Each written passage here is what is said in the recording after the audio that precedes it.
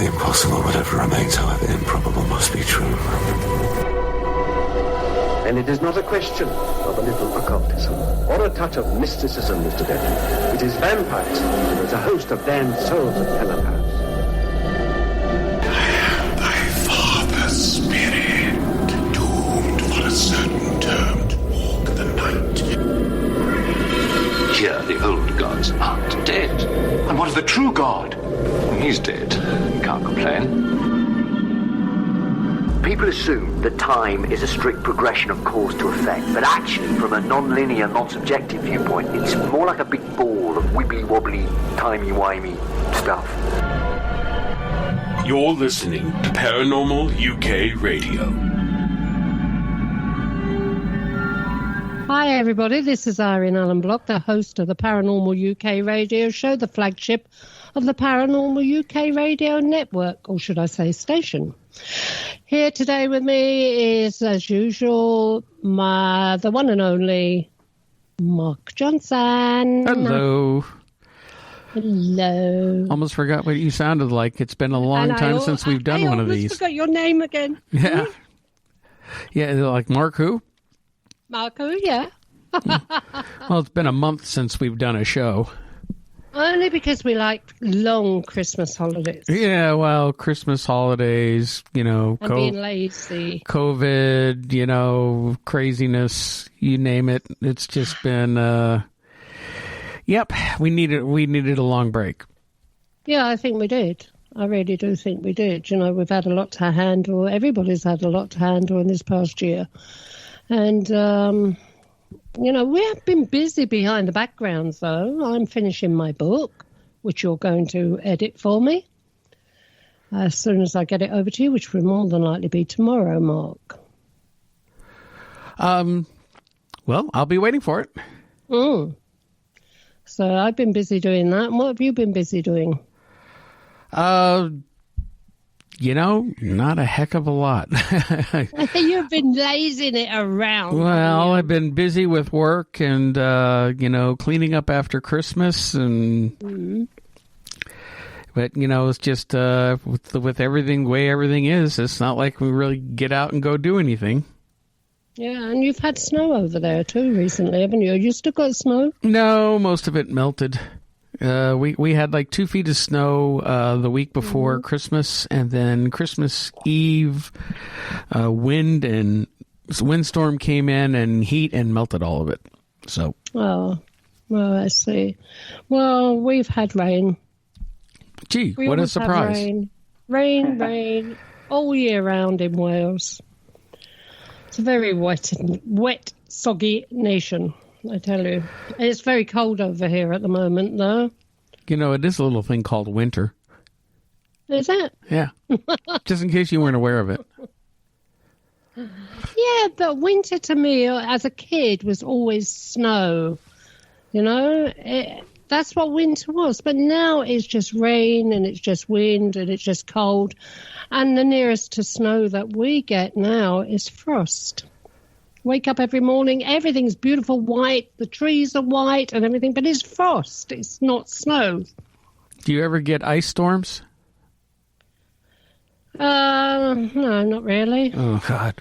Here in the Northeast, we occasionally get ice storms. Last year we had a real bad one where it brought down trees all over the place. We were without power for a day or two. No, we don't get anything like that, But like I said, as a child, winter was always snow. But it's so rare here now.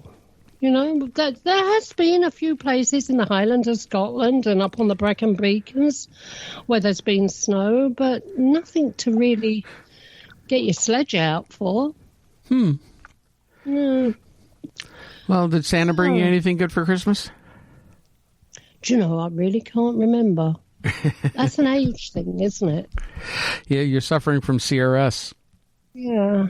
I know I had a bottle of champagne. I remember that.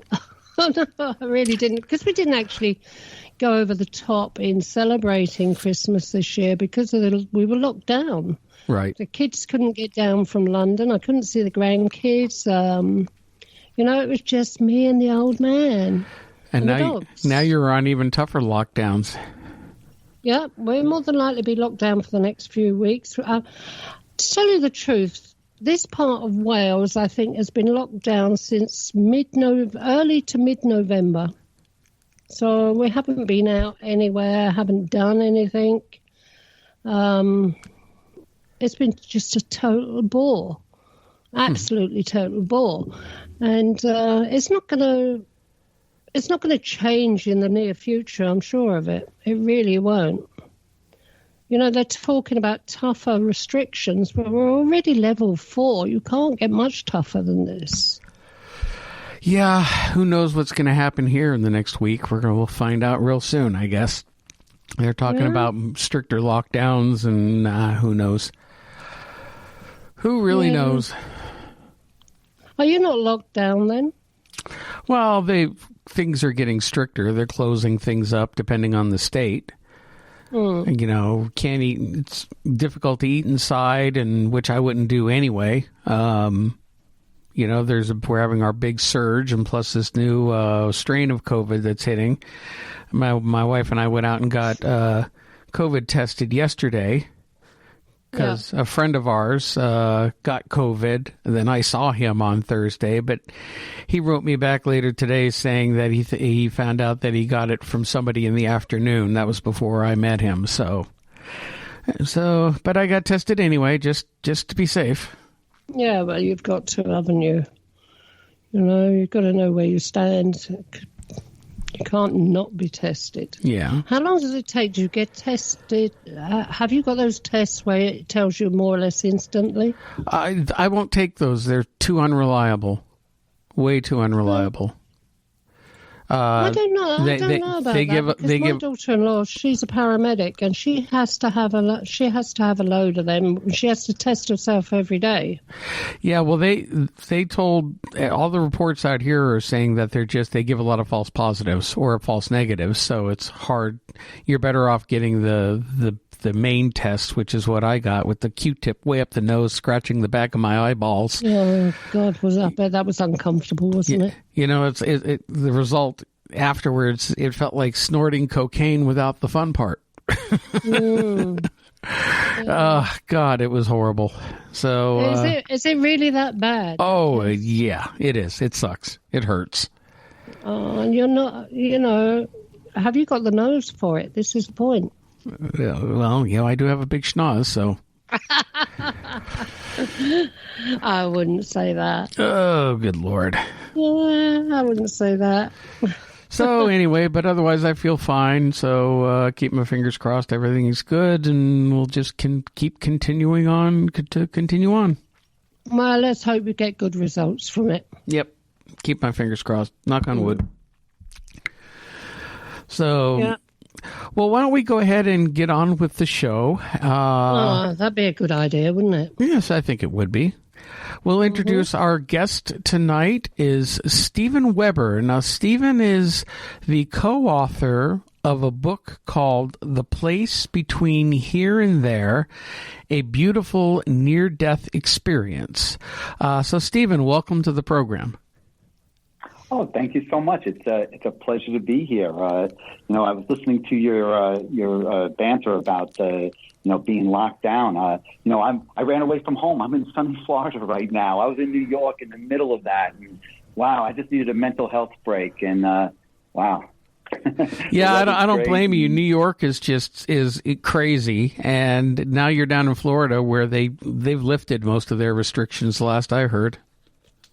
Yeah, you know, it's different down here, and every place has their own, you know, social structure. So what's good for one place may or may not, and I'm not an expert on this, but here they handle it a little bit different. Those people who are very susceptible to being ill, they stay inside. And if you go outside, there are some stores that require masks, other stores that don't require masks. And so if you want to go to a store that doesn't require masks, you know, you have these choices. And so for the most part, everything's open. And but for the most part, I'm staying with my mom for a couple of weeks, and so I'm extremely careful because she's as tough as can be, but she's in her late 80s, so I'm not taking any chances. So it's better to be safe. Well, you know, sorry, Mark. Go ahead. It's a bit tougher. It's a bit tougher here. You know, if you go into a store, yes, wear a mask. If you one of the big supermarkets now, it's only supermarkets you're able to go into. All clothes shops and everything is shut down.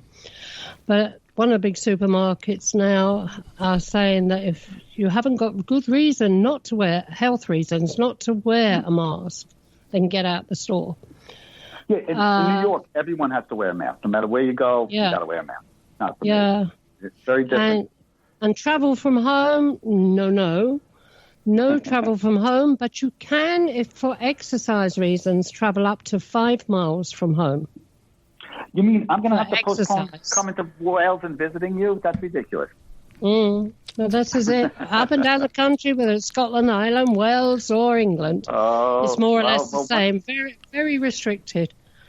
Well, one of my dreams is to go. I love hunting for beach glass with my co-author and my love Kathy, and so some of the best beach walking is down in mudlarking is in your area. So it's all good, just living life and enjoying life. I know it must be tough in the UK because our book was selling so well in the UK. I mean, almost as much as the US, if you can believe that. And then all of a sudden it just stopped. Like as soon as the shutdown did, everything came to a screeching halt. And so it really is times like this is that this book is about spirit and about love and about life, and that there is something else besides our physical world, and there are spirits that have come to terms with spirit and spirits that are still evolving through spirit. And it's these times, during these most difficult times when we are stuck in these epidemics and all this craziness, that really, getting back to spirit and starting to reground ourselves with all the things that are valued in life, I mean, that's even more precious than ever. And that was why we wrote the book. Partly it was about therapy, for myself, and having had this accident and having lost a child under such tragic circumstances, is that no, these are the times when we need to stick together as a people, and that's what this book is about. It's about by manifesting positivity in your life, that you create what we call power of attraction. You attract positivity, and this is how we could really fight this craziness or these challenges in this world, by being good and decent people and knowing that we're all connected. And this is what the book is about. It's about that afterlife and the connection which goes through all of us today. Yeah. Well, let's talk a little bit about what happened to you. Now, you had an accident that left you in a coma. Can you talk about what led up to that and what happened? Sure. I'm a Harley driver. I rode Harleys all my life. Bought my first Harley when I was like 10 years old with a paper route. And it was a little Harley 90 from, I don't know where, from Italy or something. But just been riding all my life. It's been my world. And I went out to Long Island. I used to live in New York. I was driving out Long Island for some barbecue one Sunday afternoon. And a big old truck made a left-hand turn and crashed right into my left side. The lights went out, and the next thing I knew, I was in a helicopter flying through the air. And as it happened, just as dumb luck has it, I happened to live near Stony Brook Hospital, just a short helicopter ride away, one of the premier trauma centers in the world. And I was in such a bad state. My spine was broken. I was bleeding internally. They couldn't stabilize me. I kept on checking out, and they were certain I was going to pass. And they just worked these miracles. They put my hip back together. It was just amazing. They do God's work. All these, I'm so indebted to all these healthcare workers now and every day, and because they truly cared. And so as soon as they got me stabilized in my hospital bed, I laid for 3 weeks in a coma. But in myself, in my mind, in my soul, I was in another place for a lifetime. It's a place I call between here and there. But I was going to say, Stephen, before you get into that, I just wanted to comment. I used to ride, not Harleys. I had a Vulcan 900, and I put it away. I won't ride anymore because of what's happened to you and what's happened. I've known, and the people have gotten so crazy on the road. I can't trust anybody. anymore. There have been a couple of up here where I live of bike riders who've been hit by trucks and killed. It's insane. I tell you, it's that I understand that and I feel that, and that's the way my entire family feels, and I'm not going to ride again. Almost, really, I think so. but I'm not going to ride again because the trauma, the way everyone came together to my side, my whole town. I live in a tiny town, and they made me dinner for 2 months every night. People came to my house and made me dinner. You know, that's the kind of town I live in, and so I wouldn't cause heartbreak on people, you know, if nobody else. But I approached the motorcycle like an adolescent. I really did. I never really grew up. I grew up driving dirt bikes, and to me, the bike was either nailed or it wasn't. You know, full speed or it wasn't. I drove people often. Yeah, I was very foolish. That's all I have to say about it. I'm very foolish, but I'm here to learn about it and to share this experience. But if there's one word of advice I'd tell you about riding a motorcycle, you know, if you live in a crowded area like New York, don't do it. It's just too crowded. Like Mark's saying, it's just too crowded. It's too many craziness. One mistake and that's it. And you know, life is about experiences. And so you know, you don't want to hold on too tight and be afraid to do things. But in the same token is you want to be here. You want to experience this life. You want to be here. So you know, choose your pleasures wisely because it's good to be around for a while. It took you a lot to make it this far in life. Don't blow it. No, definitely. So tell us what happened when you were in the coma, but you said you were having experiences while you were in the coma? Yes, yeah. It was a surreal experience. You know, the place that I was at, it's kind of like purgatory. You know, the Catholics call purgatory. You know, but it wasn't a place of punishment. It was a place of knowledge where I was learned certain things about the universe and about us and about the connected nature and about spirit. And I tell you, before this experience, I was a 0 on the spirituality scale. I was a beer drinking, hot wing eating, Harley driving, rock and rolling. I mean, fill in the blanks. But I was a responsible father. I was a stay-at-home dad. You were a bit of a lad then. Exactly, a lot of a lad. But I've grown up a lot since then, and very well. But I also ran a business out of my home, a computer business, and I was a stay-at-home dad. I was elected official in my town. I was a member of the school board, many political organizations, all elected positions. So you know, I was very involved, but even in my own town, I was known as a free spirit, so to speak, and you know, a very unconventional elected official, so be it. And so it was definitely you know, it was definitely a surreal experience. I really didn't notice anything was different. Yeah, Stephen, if I talk over you, it's not that I mean to. It's just that as soon as you're on the telephone and I can't see when you're going to talk. Whereas on Skype, your blue ring comes around your avatar and it gives me a warning, you see. But what I want to say is this place of learning, did it feel... how can I explain this? Was it like that you were in some sort of building? Okay. Was it like something like that? You were in a building, but the walls were kind of plain? Go ahead. The walls were plain, white. Very close. I would say that. First off, is that my first experience was very rooted in my life. I didn't know anything was different at all. It wasn't until later on. At first, no, it was very real. No, I didn't see the walls like it was more like a play. Like you were centered around this area. I don't know if there were walls. That wasn't part of it. Everything was centered around what was happening at the time. I didn't walk. I didn't travel to different places. I just was. Is that I had free will to do what I was doing when I was there. But what happened? I didn't have any control over it. I wasn't waking up in the morning and saying, let me go here. Or I wasn't even sleeping. I wasn't eating. I went from scene to scene where I interacted with what's going on at the time. And I hope that answers your question. So it wasn't actually like a building that you were in.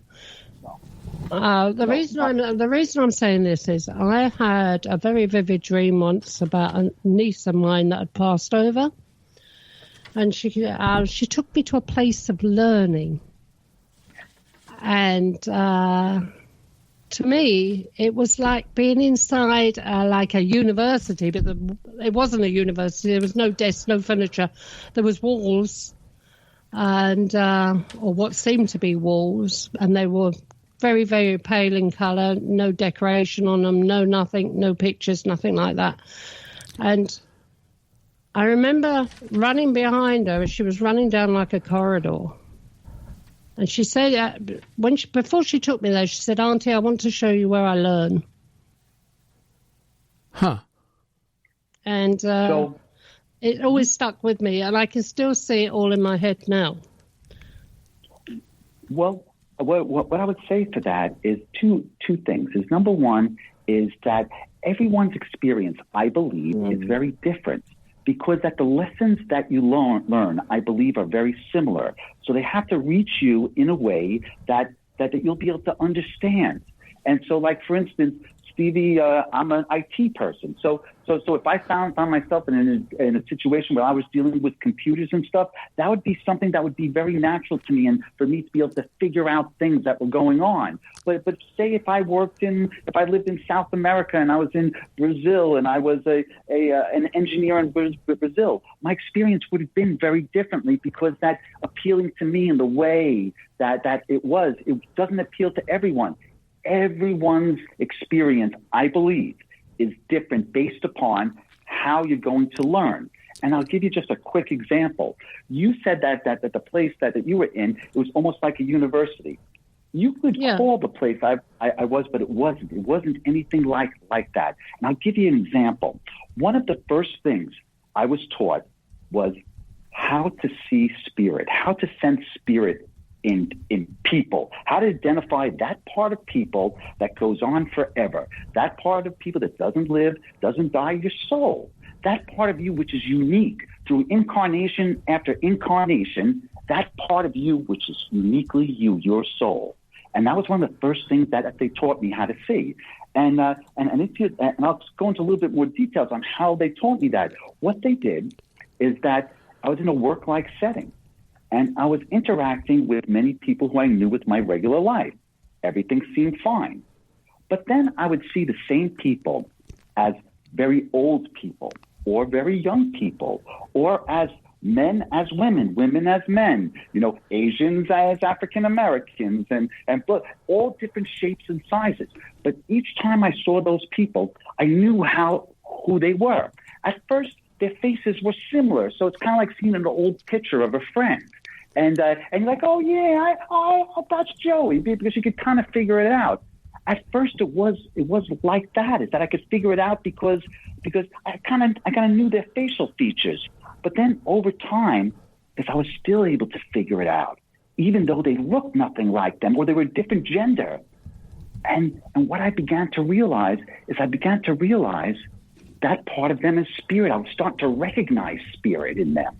And so that's the way that they taught me. It wasn't that I sat down and they said, "Okay, Stevie Weber, let's go to chapter 1 and open up that page." No, it was like they appealed to my inner teacher. I think they call that Om Namo Gurudev Namo. That means I bow to the inner teacher inside of you, and that means that really you have to turn on that inner teacher if you want to teach somebody or to learn. Is that really by reading it in the book? They'll tell you the facts and figures, but to really experience it, that's a whole nother story. You saying that, my niece died at 5 months old.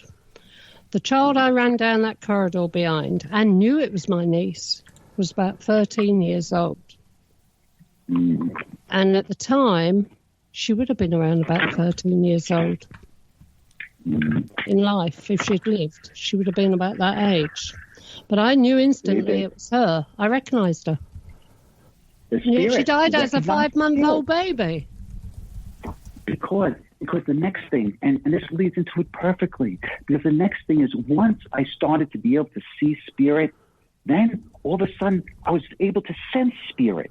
like I didn't have to see them anymore. And perhaps that's what happened to you. Is that you may have only known the young lady for a short time, for 5 months, but because you were able to sense spirit, when you saw the 12-year-old, you knew it was her because that you saw her spirit. At least that's what I think. Yeah, I have got a bit of a habit of being able to sense spirits. Well, I think yeah, I would say so. Yeah. I think everybody does. Yeah, it's a question of attuning to it, and it really is because one of the things is spirit is always with us. I remember in the town I grew up in, Kings Park, Long Island. One of our claims to fame is we have an old mental institution that's long since closed down. You know, and for America, old is 150 years, but it's all closed down. It's all abandoned. And being a local folklorist, I would give tours of the psychiatric center to ghost hunting groups. Yeah. And they would come with all their equipment, and it's cool. And so I'm not a ghost hunter, so I don't want to offend anybody, but I just want to really tell you what happened, which is very important. Is that they would come with all these equipment, and they would stay overnight, and they'd get arrested, and it was this big deal. And I would give them tours, and they would ask me, "Do I see spirit here?" And I would tell them no, because that I used to work there, and the surrealness of a mental institution is so overwhelming that I couldn't sense it because of my experience working there. But I was wrong. It wasn't until I had this afterlife experience that I realized the way spirits are, at least in my interpretation, is that the way to, you could surprise spirits, or if a spirit is really outreaching, it may outreach to that. Of course it does. I see those things. But the really way to contact spirit, in my opinion, is to get connected to spirit. It's not through a machine. Now, I'm not saying do or don't. I'm just saying just from a spiritualist. I'm approaching it from a spiritualist aspect. And if I was doing it, I would put the machine away. And I would begin to meditate through sound and other things to get in contact with spirit. Once you're in spirit and you're in contact and you're not threatening spirit, you are part of what's going on. You really are. You see it. And once you're in spirit and now you're there, then all of a sudden you're not scaring away spirits. You are part of what's going on. And so when you see spirit, it's not to react, to jump out and go, yeah, oh, there's a spirit, let me get my camera. No, but to be with spirit, be of spirit.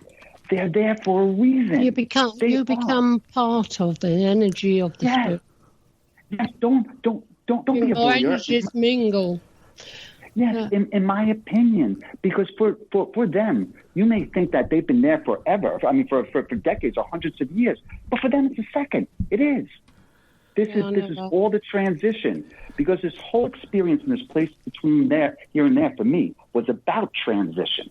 It was about the way that the body transitions from incarnation to spirit. There is a process. And it was that process I was going through. And the very first part of it was learning what I call the language of the universe, where the university, where I was synced with what I call the Akashic record, with all that is. So I shared everything which I've learned, but they taught me all of the wisdom, or at least the wisdom of the universe, the wisdom that I was able to receive. And so once I was taught that, then the next thing I was given was a life review, where I reviewed my entire life based upon everything that happened. And now that I could see spirit, all of a sudden, everything that happened to me took on a different meaning.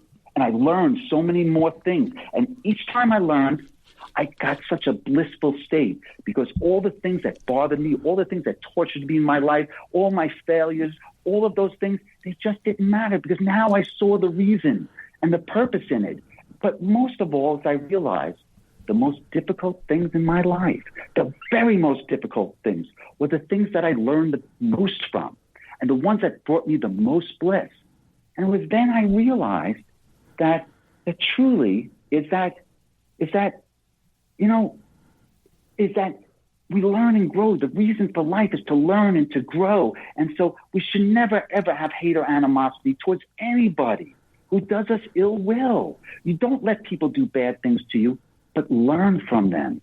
Those are the processes. So the first thing that happened to me is I went to that university, I learned my lessons, and then the next thing is I had this life review over and over again so I could get the most out of my life with this new knowledge. I have this new knowledge, now I review my life, and then when I was done with my life review, my awareness was increased. I felt such bliss, and I'd go through my life review again because that now I was even more evolved. And that kept on going over. Yeah. Stephen, did you ever, while you were there, were you ever shown previous lives? No.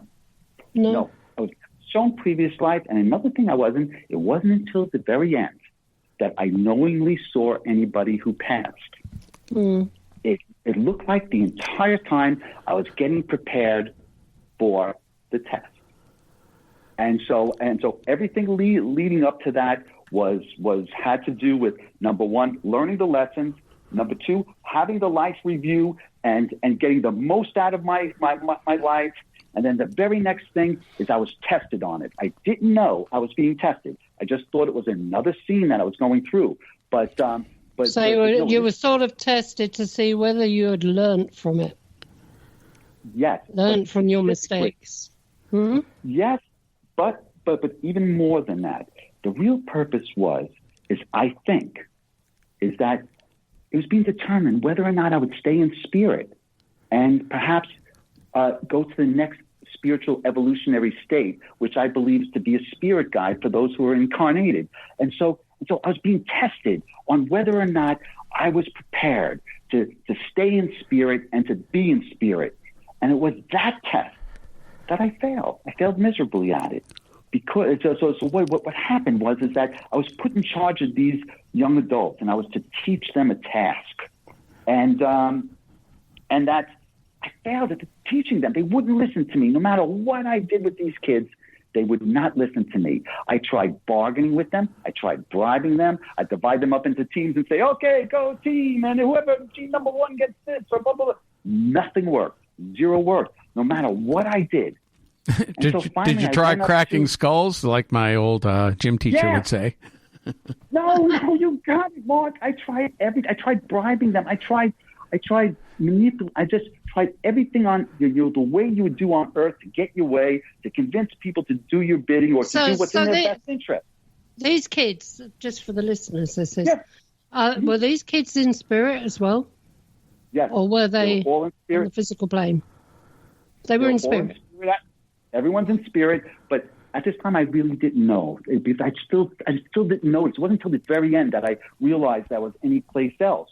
And I think part of it was denial because that I was so blissful. I didn't want to question what was going on. I really didn't. I didn't want to question anything. I really didn't. I just went along with it because it was so blissful up until this point. And so finally I was at my wit's end. And I was failing, and there was a rising sense of urgency happening. So I don't know what the urgency was, but there was an urgency starting here. And so what I did is that I went to the person in charge, and I stood before the person, and I asked them for help. I didn't know what was going on, but I didn't speak. I just stood before them, and then I became aware of certain things. I became aware of their grace and their wisdom. And then I began to realize that I was looking at myself, that I was looking at my higher self, that part of me that is always in spirit, that part of everybody. You know what? When you're incarnated, it's not like your spirit goes on hiatus. Your spirit is there, and just part of you comes down to have experiences with ignorance. You don't have the wisdom of spirit. You have to have ignorance to learn, to make mistakes that you could learn from later on. You need to be that. That's why you don't remember things in a overt way anyway. And so can I ask another question before you go any further? I don't come up for air much too often. When you were there, did you physically speak with them, or was it like ESP mind control through the mind? Because when she took me, my niece took me into this place where she was learning, it was like she was downloading, absorbing knowledge. There was no word spoken, but I always knew what she was learning. Yeah, there were no words spoken. But it wasn't like Star Trek where people have a big head, they have a big brain, and it goes up and down as they're taught. No, it's not like you're saying words. It's not like you're saying words and not talking. It's not like that. Like I've often thought of ESP as like, I'm talking to Joey across the room and he can hear what I'm saying. He's talking. No, it was nothing like that. What it was, it had to do with awareness. Is that when I stood before myself, is that I couldn't tell what experiences my higher self had in my higher self's entire existence. And that was a question you were asking later that had a lot to do with, your experiences and such. So I didn't know what had happened, but I knew the wisdom and what they drew from their experiences. I knew they lived very terrible things and very happy things, but everything was beautiful to them. It was that all I had to do was stand before it, because they could sense what's on my mind, like my current state. And then once they sensed my current state, their current state changed a little bit. So I understood, like I became aware of their experiences, and I became aware of their knowledge. And that's the way it worked. It wasn't that you were communicating. It was that they were very aware. I was very aware. It was just a different state of being. A lot of times when people talk about near-death experiences and they have like a life review, they talk about going in front of like some kind of council of elders or ascended masters or anything like that. Is that what happened to you, or is it more just in general your life review played out in front of you multiple times? Which, to tell you the truth, I wouldn't want to see mine more than once. I don't think I even want to see it the first time. Mark, trust me. You would. And the reason why is, so why wouldn't you want to see your life? Well, I'll tell you why I wouldn't. I wouldn't know about your life. Because I've done some things I'm ashamed of. I've made terrible mistakes and I've caused pain and harm, and I'm ashamed of it. And I have deep regret. But what if that life review can relieve you of any ill will, of any regret, that you don't feel shame, that you understand why you experienced it and the lesson that you learned? How liberating. When I say I experienced bliss, that's what caused the bliss, because of all the difficult things and that happen in every life. Nothing unique to Stevie. That happen in every life. It's worth it. Trust me, Mark. It's worth it. In fact, within my life now, is I life review myself all of the time. And periodically, I can't look back and think, what a jerk and blah blah blah I was 6 months ago. I am you know what?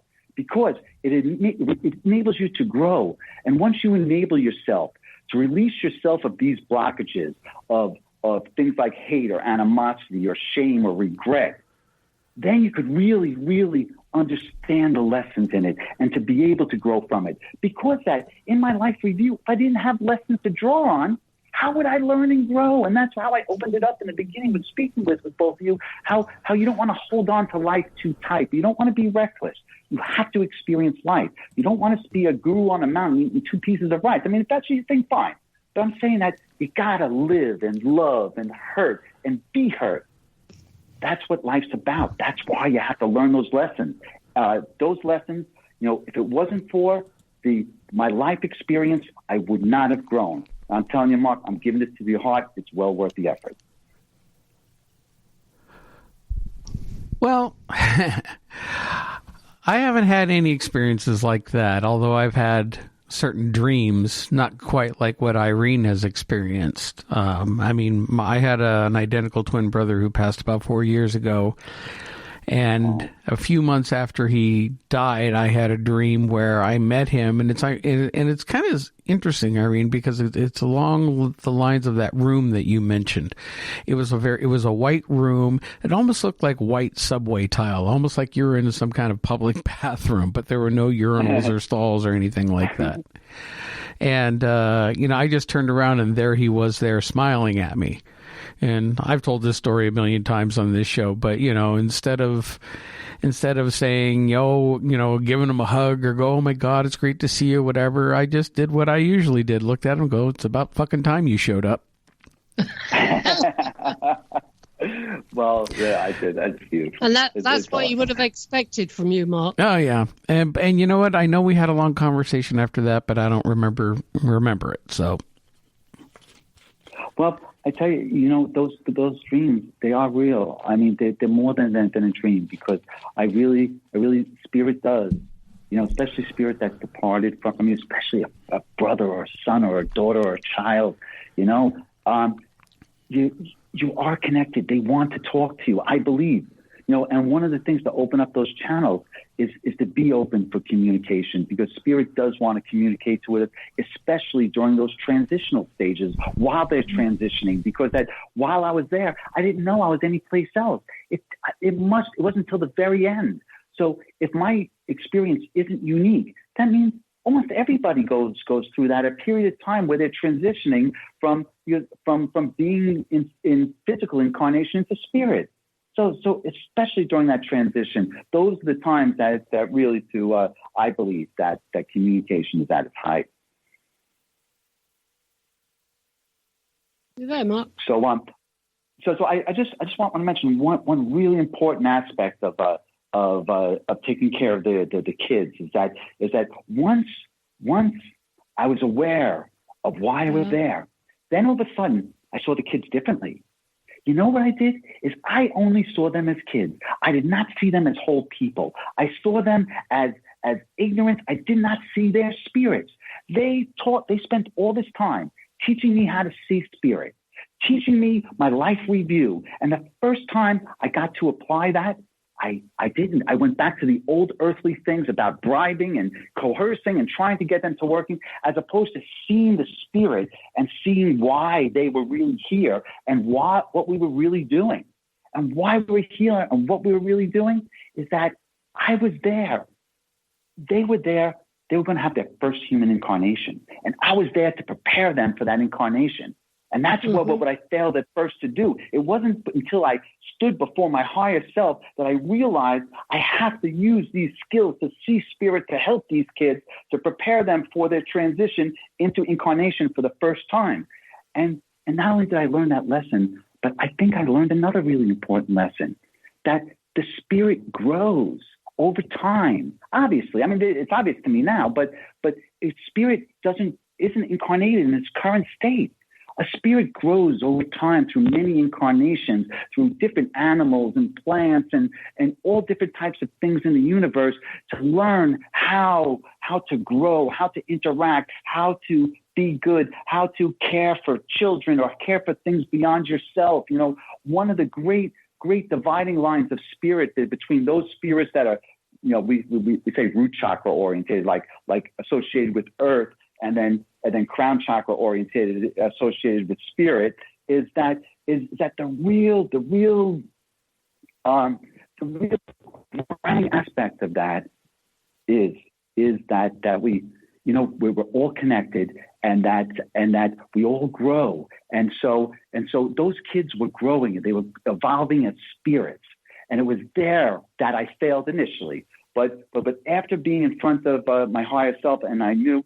So then I saw them, and then I stopped learning there, and then I was at the very final place. So the first place was I was taught the language of the universe. The second area is where I had my life review. The third area is where I was tested, and then finally I was at my final spot before returning back into physical.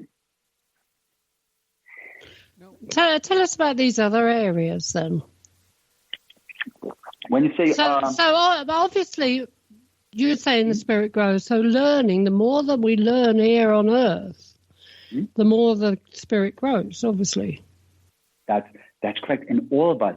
And one thing that's really important about that is that when I was being taught the lessons of the universe, and I was able to see spirit, and I was able to sense spirit, then what happened is I began to sense spirit in everything. Everything has a spirit. Everything. Every rock, every stone. And then I started to realize, now that my sensing is getting so much better, is that I started to realize that all of these spirits have a similarity. Everything. Dog, cat, person, there's a similarity. And that is that we are all connected in spirit. We are all part of the same spirit, constantly evolving and growing. That in the end is that I believe, this is the universe according to Steve, I believe that the creator and the creation are one. We aren't two. Everything we see is the creation, is part of the creator. When I was growing up, and as a Catholic boy, is that they told me God was everywhere, so I better watch out. And so anytime I went to the bathroom, I covered up. That's like, but no, that's not what's meant by God is everywhere, because you are God, everything. We are all part of the universe, the God, the creation.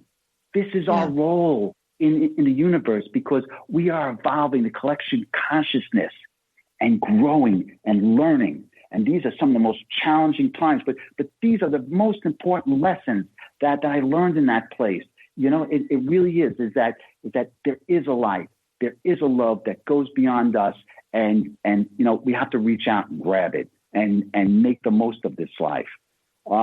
After having all of those experiences, the very last part that I was in before I returned to spirit is that where I live in Kings Park, Long Island, it's an island, and at the end of every day, most of the people in town, they go to the shore and they have a cup of coffee. Some people drink out of red Solo cups that coffee isn't in them, but they watch the sunset, and it's just what we do in the town. So when I was in this place, I sat with these two people and I watched sunset thousands of times. One person was my friend Johnny from Kings Park. He was he's a great guy. He was like the voice of God in church. When he did the readings, it would be like, and Jesus, he was a great guy, and he had diabetes, and his left leg got all infected, and that eventually took his life. And then my other friend, Joey, he broke his neck diving at the bluff, another area where I live, and he lived his whole life walking around like Frankenstein because he couldn't move his neck, and he lived a happy life, a real funny guy. I really loved him, but eventually, as I sat there each day watching the sunset with them, I finally came to the realization, it's the first time, is that Joey and Johnny passed earlier this year. How could they be here? Mm-hmm. And that was just like a moment where I was just like, everything, all of a sudden, like everything that I thought was a certain way, wow. It just flipped around, and all of a sudden I was like, it was like this dead silence in my mind. And then so I sat there time after time again, sitting there, looking at them, wondering, I want to ask them why they're here.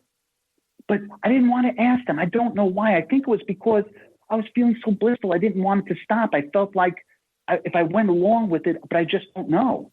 But as each time went on, that urgency that I talked about in the other place just kept on building and building and building.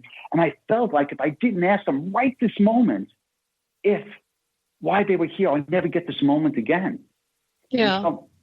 And so I asked them in the way that we've described. And they said, I asked them, why are you here?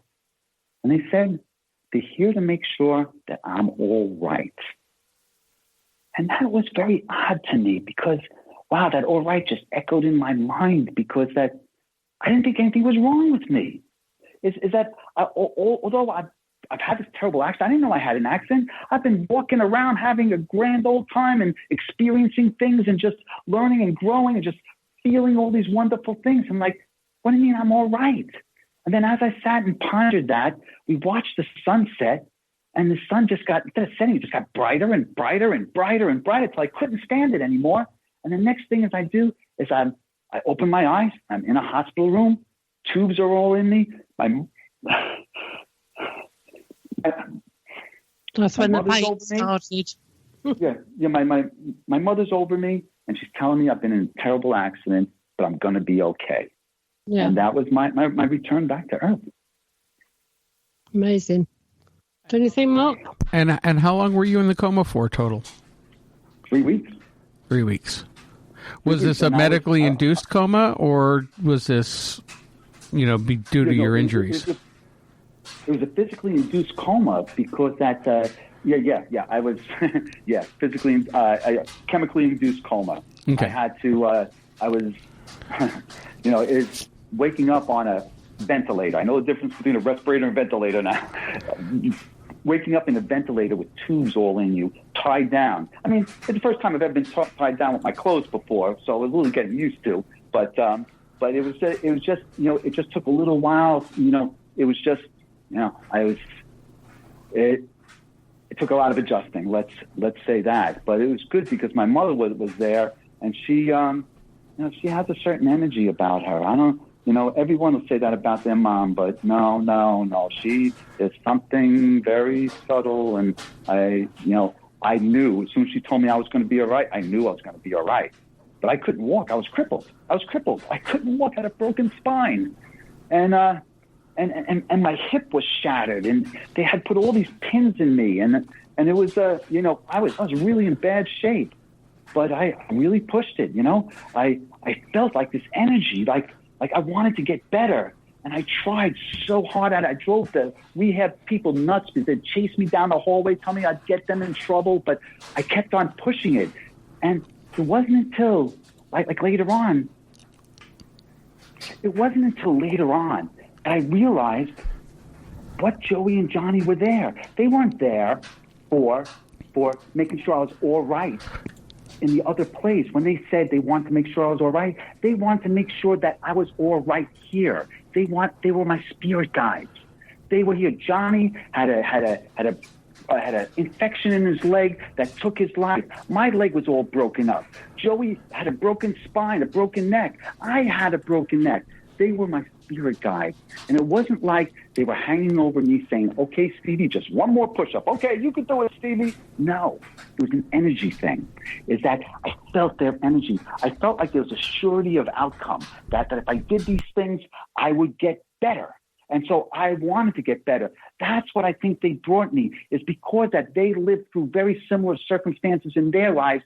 That's why they were there. That's why they were my spirit guides. And that's why I'm on the phone with you right now. And I'm standing and I'm walking and I do yoga and I'm a healthy physical person. It's because that I had these spirit guides. Obviously, they passed their tests. and no, it was definitely the most, I felt their love and their energy so much in every day that I struggled with, but and every day I got better, and that was the greatest challenge, and that's how spirit helped me. Stephen, do you still think that they're your spirit guides? Do you still think that they're with you? Okay, so yes. I feel the energy. It's like a confidence. I don't know how to tell you. I just have a surety of outcome. I don't know how to tell that. It's like anything that I start, I just have the surety of outcome. I think that's what they're bringing to us. When I think the way spirit guides work, it's different for everybody. So I just tell you my experience. It's not like somebody is whispering in your ear, telling you to do things. It could be for somebody else. It's an energy thing. You feel like there's an innate knowledge in you that I think they bring. And so so yes, I do feel their presence, but I draw on them a lot less than I used to. Oh, I see. And are you feeling a lot better? Well, you said you are. You're doing yoga and one thing or another, so you obviously are. No, I am doing a lot better. It's I do. It is a struggle, and that's one of the reasons why I came to Florida. That the weather is very cold, and the cold weather really kills. It's a challenge for me. But listen, I stay positive, but for the longest time, I didn't think this experience was real. I didn't. Yeah. No, I thought it was the drugs. I really did. I thought I was dreaming. I was like, I'm a computer guy. Like how does this happen? I know about the Big Bang. How does spirit have anything to do with that? You know, Yeah. I was in complete denial. And my co-author Kathy, she was a dear friend of mine at the time, and so we would spend a lot of time hiking, and she was very much into spirit, and I kind of teased her all the time about that, but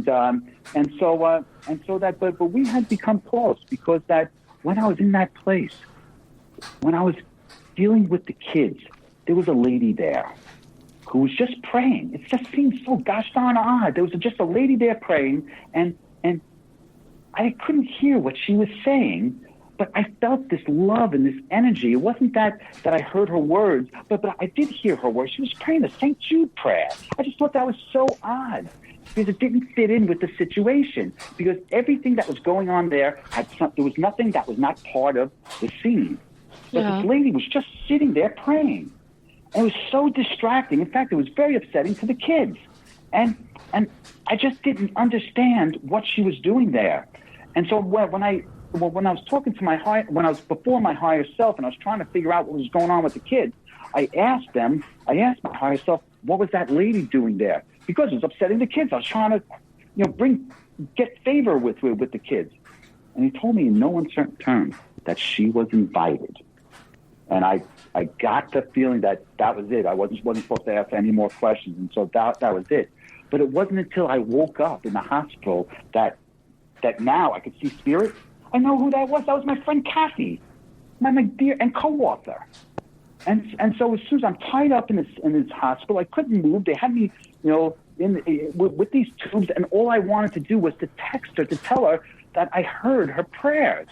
And I couldn't. I had to sit there for like a week or 2 weeks because although I was out of my coma, I was on this ventilator, and I had to stay there. And but eventually I got my phone, and as soon as I did is I texted my friend Kathy, and I told her what had happened, and that I'd been to another place, and she was there, and I knew that we had a connection that goes beyond this realm. And I heard you praying St. Jude, and she affirmed every bit of it. She told me how she prayed St. Jude every day and for hopeless causes, and she was hopeful that things would happen in such a positive way. And the fact that I heard her and that I knew her prayer was just a complete affirmation, because so many times with spirit is that you almost feel like it's a one-way communication, and to really have that two-way validation, that was so meaningful. And so Kathy, she would spend so much time with me after this accident, but I wouldn't talk about the place. I really didn't. I don't know. I was just so wrapped up in getting better. And so she didn't push me. But then what happened is my 20-year-old son, I found him dead in my basement from a heroin overdose. Oh, no. I'm sorry to hear that. Yeah.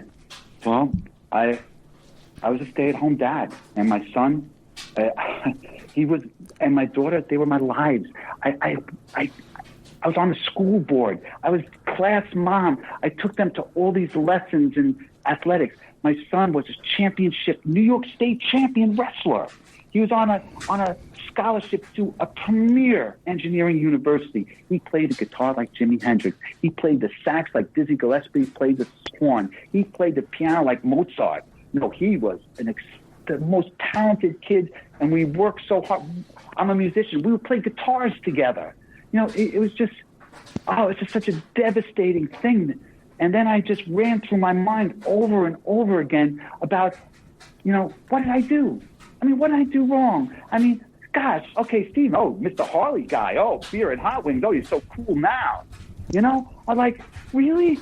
I tried so hard. I put so much into the kids, and to have this happen, and then I was just so heartbroken about all the weddings and the grandkids and just all the beautiful things. And I just got in such a deep funk. And then this is when my friend Kathy, I would go walking with her. And then one day she said to me, Steve, my son's name was Nick. And she said, Steve, has Nick ever tried to contact you? I tell you, when she said this, I was outraged. You know, I was really, I mean, we were just friends at this time, but no, I was really starting to, I guess, fall in love with her. You know, it's strange falling in love with somebody who's known for many years, but I was. And I was so upset with her because I felt like I had this terrible thing. And she's talking to me, did my son try to contact me? How ridiculous that is. And that was it for her for a while.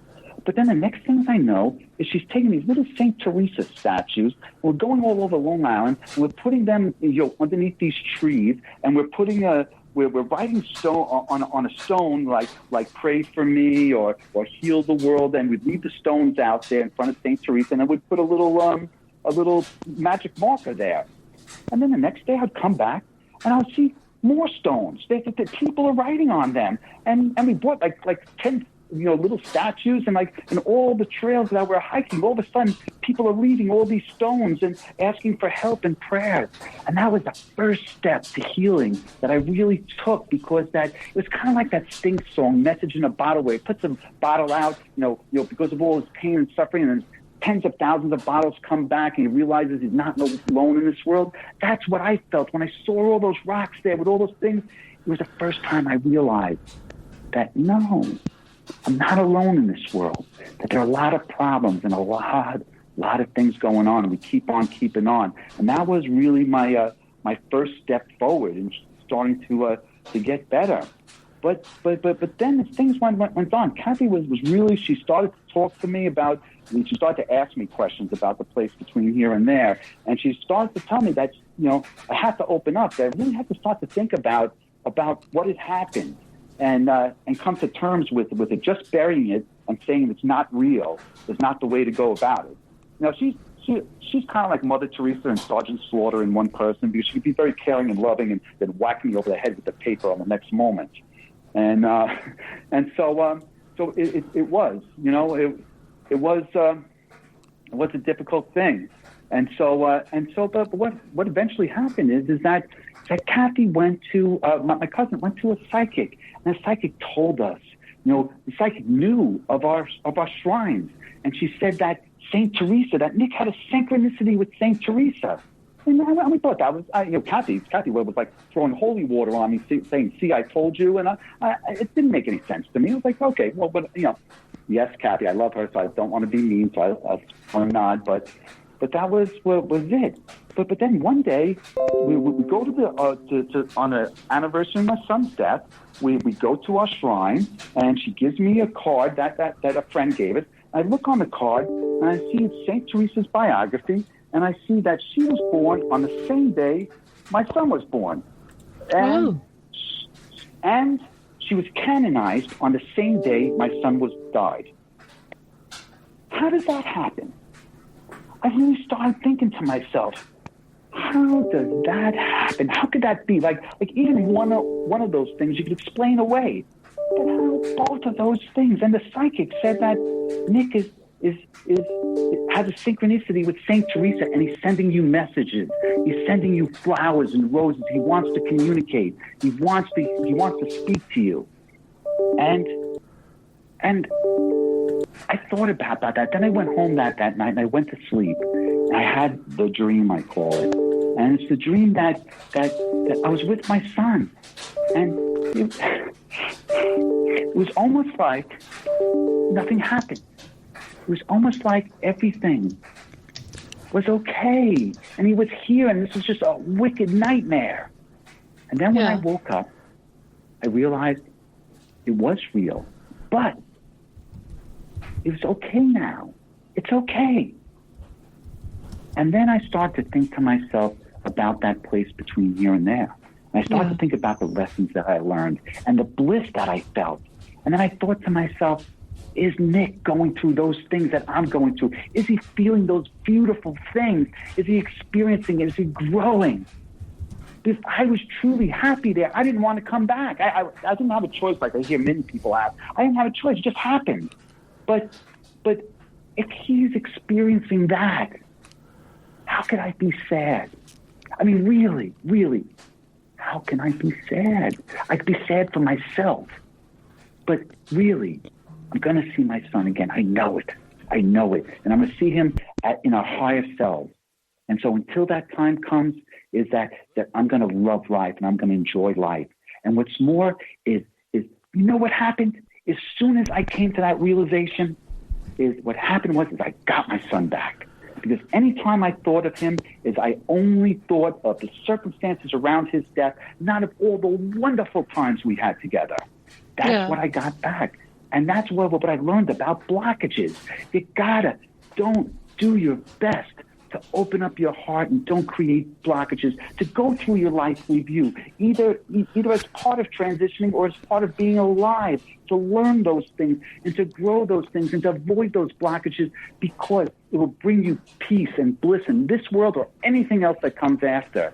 And that's why this experience was so important to me, and Kathy's role in it, because that I realized is that life is good and people are good, even when very sad things happen. And the purpose of life is about experiences and learning and growing from those experiences and raising your awareness. And through raising your awareness, you're raising the consciousness of everybody, of all that is. And that's our role here. And that's what I learned there. That's marvellous. Absolutely marvellous. And you're right. Look at what times we're going through at the moment. Now, there's so many people out there doing good. And these are the people that maybe a year or 2 years ago, if you tried to talk to them, they would spurn you or think you were a bit crazy. But now they're bending over backwards to bring you food, to do this, to do that. I have a story for you. I'm new in Florida, so I've been doing some work.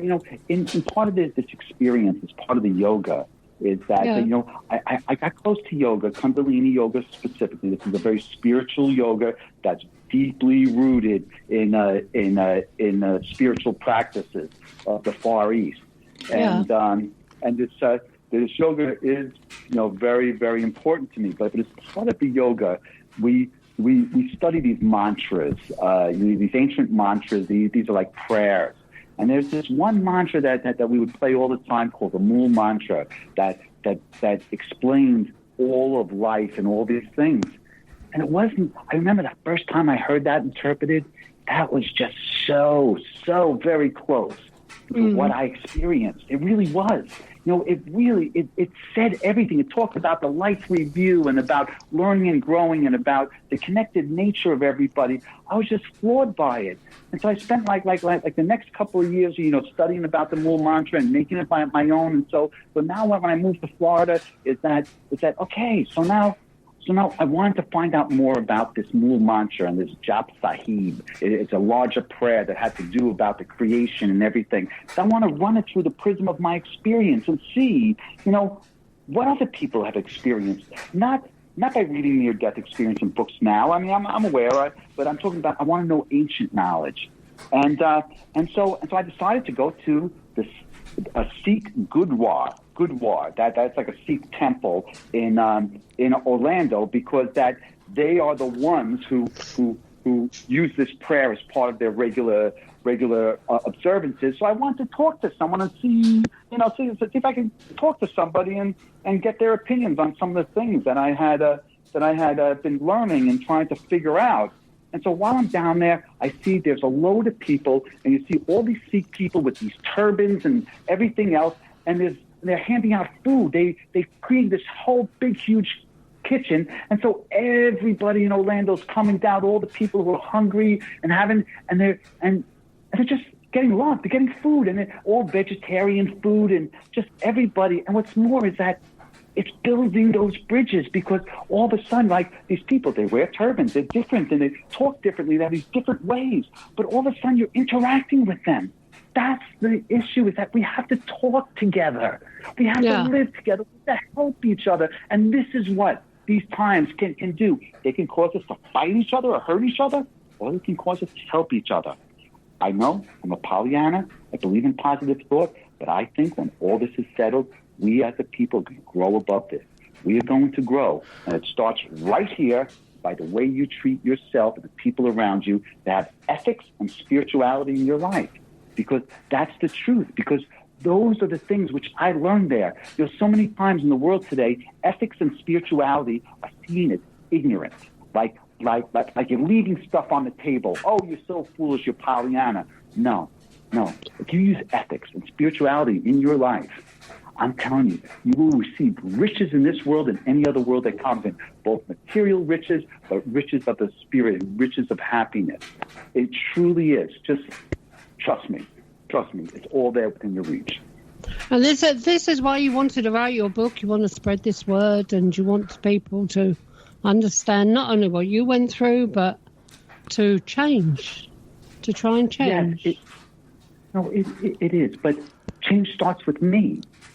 Starts with you. I'm not asking any. I just think about it. But really, the way we first wrote the book was because of I was starting to come to these realizations. I had to come to terms with everything. I wanted to write it out. My mother had told me before in other aspects of my life, when you're going through something, write it down, document it, do a video, get it down, and then that's your starting point. You can work from there. And so that's what I did. Kathy and I, we've been talking about this for several years. And so we started at the beginning, and we just wrote the book out. And it's very important to us to create a narrative, a flow, because so many times when you read these types of spiritual books, they get so far in the clouds, and like it hurts you to read anymore because it's just too much. I mean, granted, I am too much. I am aware of that. but in the book, is that it's such a beautiful love story about me and Kathy. It's a beautiful story about denial and about my evolution to spirit and everything that's happened. It was really therapy, and but the real driving force, which is also kind of like, I wouldn't say not killing me, but wow, I don't know, I'm struggling with it. I really am. It's really causing me. I don't know how to. I'm just learning. I'm learning, and I'm going to learn. I'm going to rise above this. But it's grief. Is that people who are suffering from grief? Is that, I would think that when I give these public speaking engagements, and I talk to groups, easily half the people are suffering from grief in the crowd. They aren't about the after. Because it's the story of the grief, and then I see the look in their eyes, and I just want to be there for them, and I just hope that I'm doing the right thing. I have no training in this whatsoever, because there are people who have PhDs in grief and everything. All I have is this experience that I survived. I just hope I'm doing the right thing. I just honest with people. I just try to share but I just hope I'm doing the right thing, and it weighs upon me very heavily. I'm sure you are. So I don't know. I just don't know. But I see it does help people, and I've developed such wonderful relationships. It's a club nobody wants to be, in the club that parent who's lost a child, but you don't want that to define your life or the life of your family. That's the truth. You want to rise above these, and it's these ideas and these principles and knowing your place in life that enables you to deal with these things, like not only the grief, but also about success or failure, everything in life. One of the greatest things I learned, in that place after my failure is that success and failure can have the same learning experience results in the end. So even if you failed, you could still win because you've learned the lesson. That's the key. Within failure, there is success. Success is a metric, and also failure is a metric. And if you fail and you learn from it, wow, that is priceless. That's what life is about, learning and growing and living and loving and getting the most out of everything that's out there. That's your purpose here, in my opinion. I was just going to say, we're going to have to all try that one. Life at time can be really suck, and it makes it difficult for you to change your ways. But like I said, changing our ways or attempting to change our ways can only be for the better. And like you say, you know, if you're going to be putting out negative thoughts all the time, you're going to attract that sort of thing to you. Whereas if you forgive and put out more positive thoughts, hopefully, you know, your life will change. What do you think, Mark? Let's think about... Oh, sorry. Go ahead, sorry, Mark. Stephen. Go ahead, Mark. Oh, well, and you know, I agree. It's during these times right now, I find that very difficult. I think we all do. Yeah, it's very challenging right now to be positive, and I know I'm struggling with it. So what? One thing. Okay.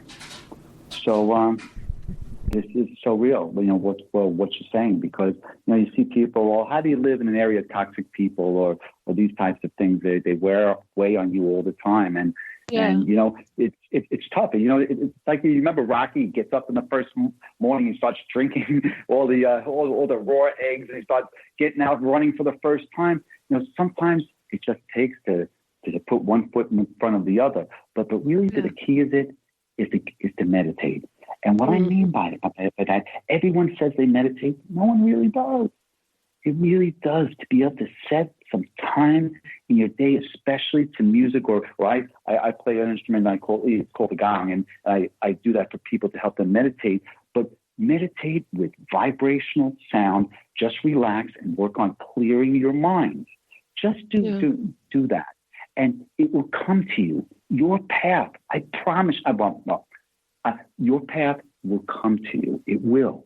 It will. If you relax, you meditate to vibrational music. And when I mean meditate, just clear your mind. Anytime the mind chatter comes up and it starts chattering about yesterday, today, or tomorrow, or the thing in the future, or anything, no, put it out. It's like lifting weights. It's like running a mile. You got to keep on doing it.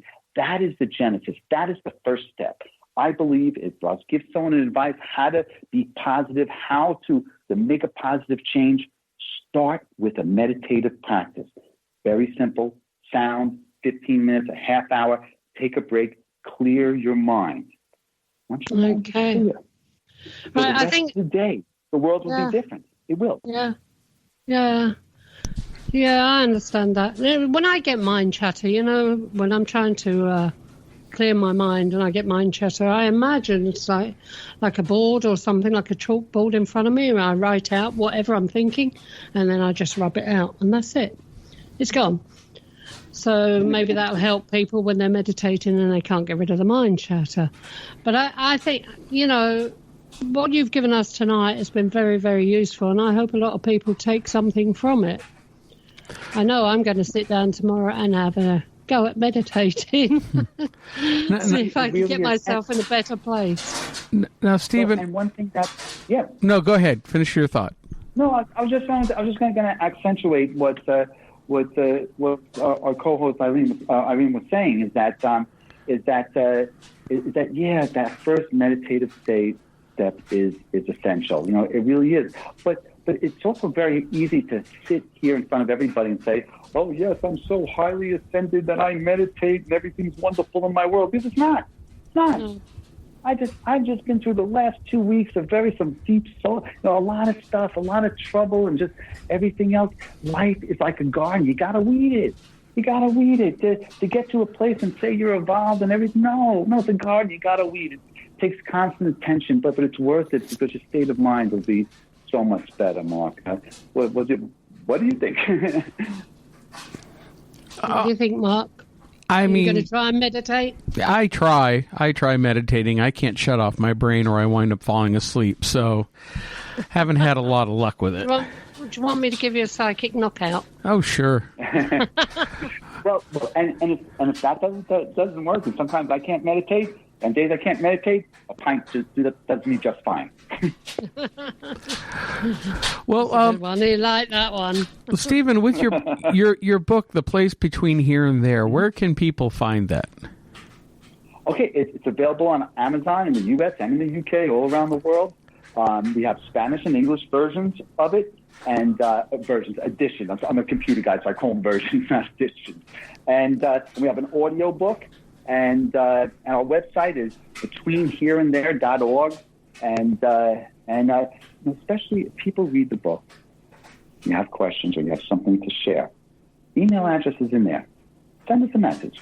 We'll love to talk to you. Right now, the book is selling very well, but we make time to talk to as many people as we can because any discussion, there's an energy, it's good for everybody.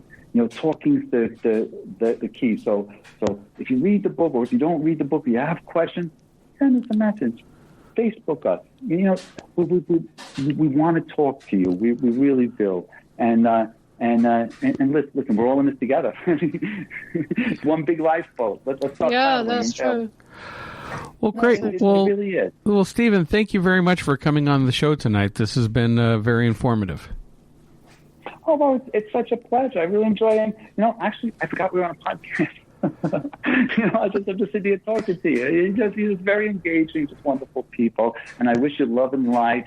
And watch out. I might show up on the UK one time doing my mudlarking on your shores on the... I tell you what, we got some absolutely beautiful beaches here. Oh, you do? All right. Maybe, they go for miles and miles of sand. You're going to love it. That Henry Tudor left behind, huh? Oh, yeah. Yeah. And if with all the rain and everything, if you want to come mudlarking in my garden, you're welcome. I'm ready.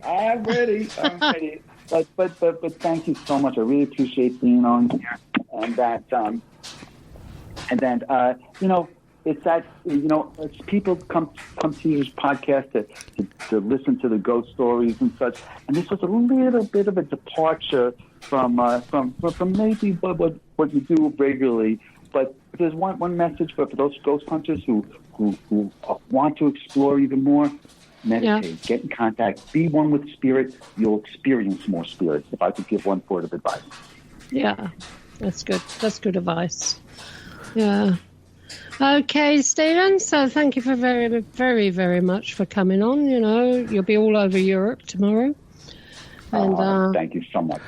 Yeah. And we want to thank the rest of our listeners for tuning in to another edition of the Paranormal UK radio show, the flagship show on the Paranormal UK radio network /station.